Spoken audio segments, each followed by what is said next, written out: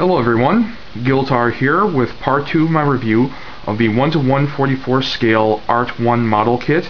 It's by Kotobukiya and it's from their Super Robot Wars lineup. Now, as you can see, it is now in its vehicle mode.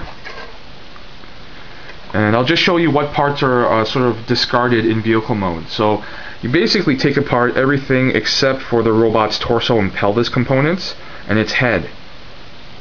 Everything else has been taken off and put on the core body unit of the vehicle mode to create this.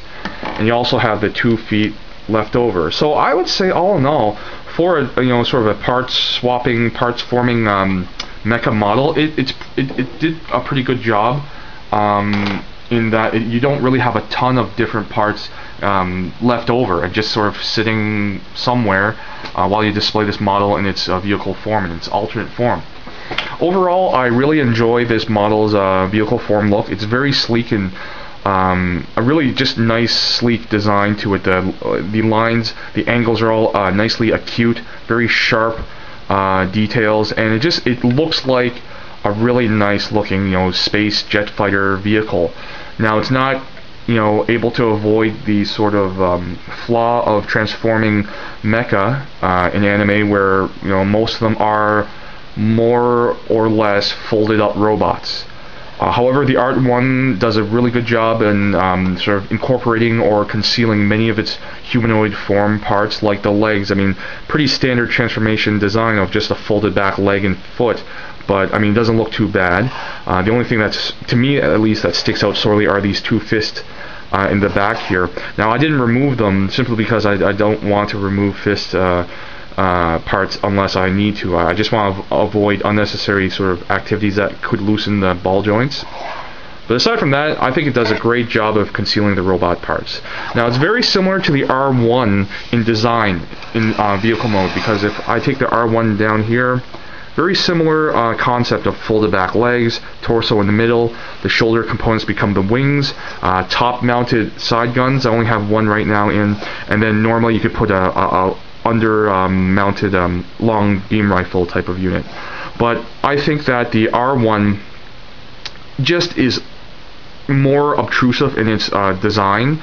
The robot parts just stick out a little more, and it just doesn't look as graceful as something that should be something like the ART-1 here, where it looks like it could, it's a feasible flying design, where this is just kind of like a flying chunk of robot, basically. So overall, I really do like the vehicle mode, and I guess that's pretty much it for my analysis of that form. So let's just get into the sort of pros and cons, my thoughts on this model kit. I'll start off with the cons. First and foremost, for sure, it's the pricing. You can't avoid it. Kotobukiya's line of products, for the most part, are high-end, expensive, collectible model kits, action figures. I think maybe they might have a couple, and definitely statues and PVC kits and stuff. So they cater more towards the adult collector who has the money to spend. Unfortunately, that means these are highly priced products, but it's not without merit. The ART-1, for example, is a great example of a highly detailed model kit that takes some time and effort to even just simply put together and make it look right. So I think it is unfortunate that they cost so much, but Kotobukiya, maybe if they get more expansion in the company, someday they'll be able to offer more affordable products. Maybe they'll be able to cut prices a little bit and make it up in other areas. So the price is number one. Another issue with the model is it's actually a very tight-fitting model. I'll say this right now, even though I'm supposed to be talking about cons.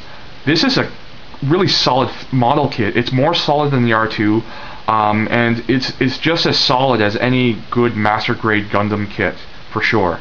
It's a very solid model, but there are a few really loose parts where you'll likely have to glue them in.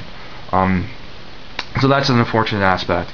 Another con is, it's really more of a nitpick for me, is just the placement of the guns in vehicle mode.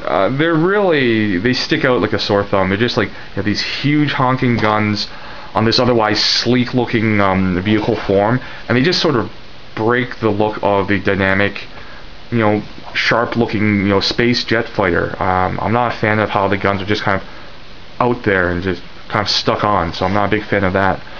Aside from that, though, I think those are my only negative points. My sort of positive points about this model kit is just, again, very, very detailed model, great looking model. I love the design. Although I'm normally more of a sort of mass production unit type of person and the grunt units, I also like, good, sleek, sexy looking mecha designs as well. So this definitely falls under the second category, and I think it's just a great design overall, from the look to the color scheme as well. Again, I'll mention that I like the sort of process of assembling models, and with the R1, for example, one of the early Super Robot Wars model kits, the use of a design that has multiple parts to create a limb or a part is a detriment in that model kit. Fortunately, Kotobukiya learned 3 years later when they created the ART-1, and they made one tight, solid fitting kit with more parts than the R1. And it's a very, due to all the parts you use, it's also a very hefty figure. I would say it's probably as heavy easily as the R2 powered.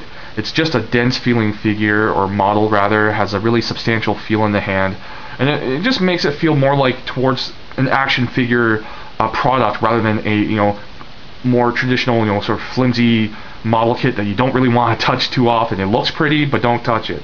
The ART-1 definitely is not that, aside from a few loose parts.